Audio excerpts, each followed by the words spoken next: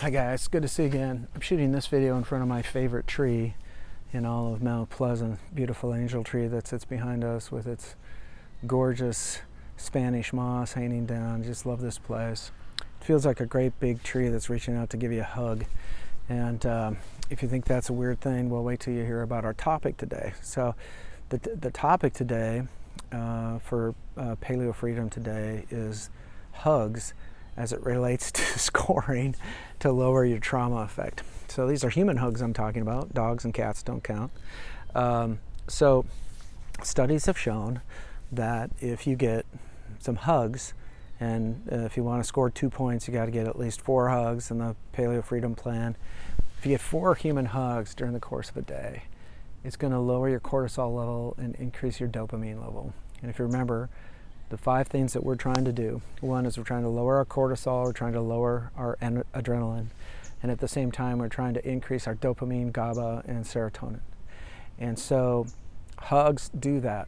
Why do they do that? I don't know. I think it's physical human contact in a loving way. It tells your brain and your body, more importantly, it tells your body that everything's okay.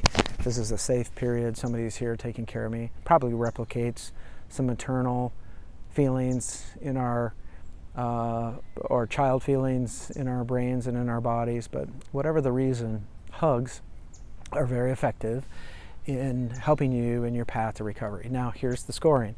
You have to do it 4 times during the day. So if I hug my kids twice, my wife once, and another one of my kids, that's 4 times. And then I get to score that as 2. And remember, in our scoring system is we're trying to shoot for 10 points at a minimum, and hopefully if we have a great day, we get 15. Don't mind the bird in the background, by the way. This is South Carolina. There's critters everywhere. So it's not a crying child. It's just some strange moaning bird. So that's the most effective thing to do. The quickest thing to do to get 2 points on the whole list is to do hugs. Now, sometimes people write me or reach out to me and say, hey, does that really work? Some of these things sound silly. So the first thing I would tell you is that there's nothing on this list that's silly that hasn't been researched.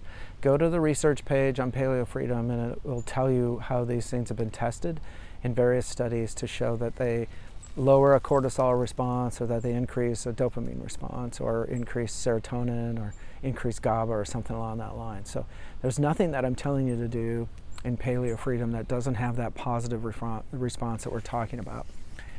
The second thing is that keep in mind that all of these things are physical actions. This relates to the body. Trauma resides in the body.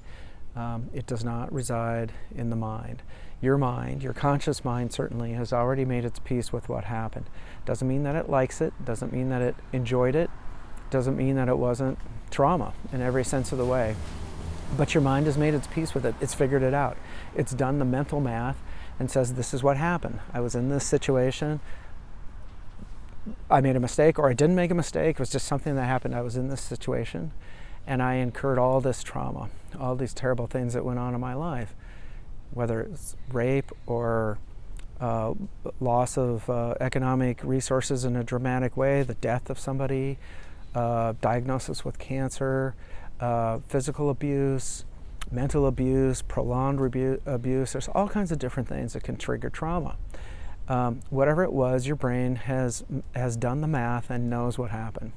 So there's not this lingering problem in your brain of trying to figure out what happened. Now, subconsciously in your brain is still the victim of the chemical signaling that's going on in your body. What's going on is your body is probably still at an elevated level of cortisol, it's at an elevated level of adrenaline, and it's at a lower level of serotonin, dopamine, and GABA.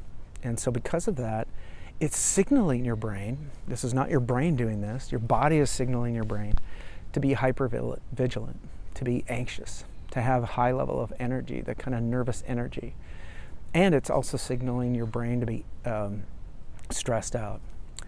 At the same time, those chemicals that help us relax and help us feel peaceful kind of balance out what's going on in our environment. Those are being suppressed.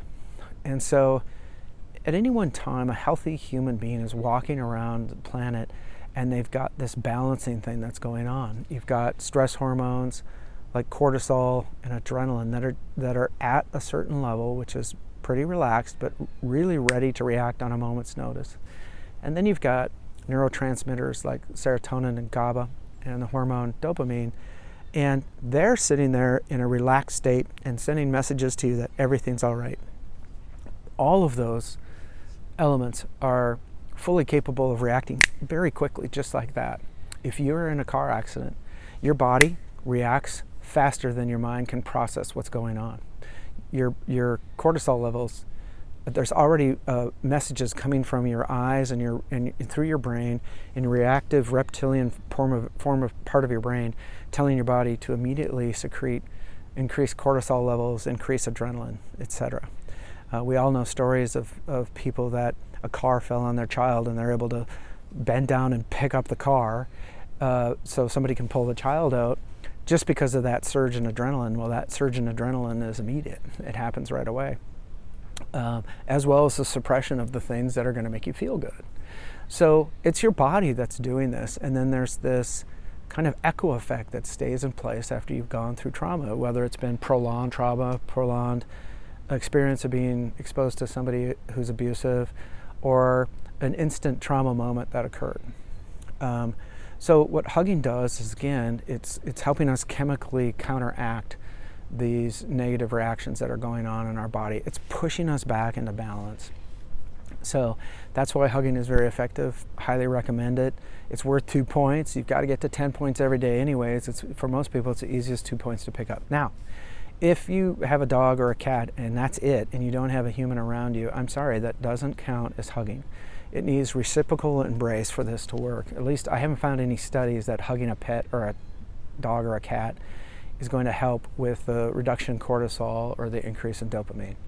So what does that mean? Well, one, go out and find some people. Volunteer, get in some other organizations. Go to your local church or synagogue or mosque. Get in a place where people are hugging and sharing love and affection. So that's one way to do it. The second thing is reach out and build out some better friendships if you can. So the third thing is that if you can't get those things, there are enough things on the list of the 15 do's that you can do, or the list of do's. That list of 15 do's is growing because I keep getting people suggesting things to me that then as I do additional research, it turns out should also be added to the list. So I think that list of 15 do's is going to grow to 20 and beyond. But there's enough on the list of do's to get you to your 10-point day that you can find an alternative to doing the hugs. So make sure you get to your points. That's the most important thing. And how you get to your points really doesn't matter. Just make sure that you're getting to your points. So thank you very much for being here. Hugs is the topic for this one, for this video. We encourage you to make sure you get at least 4 hugs a day. Have a great day. Make it a 15-point day. Okay? Thanks, guys.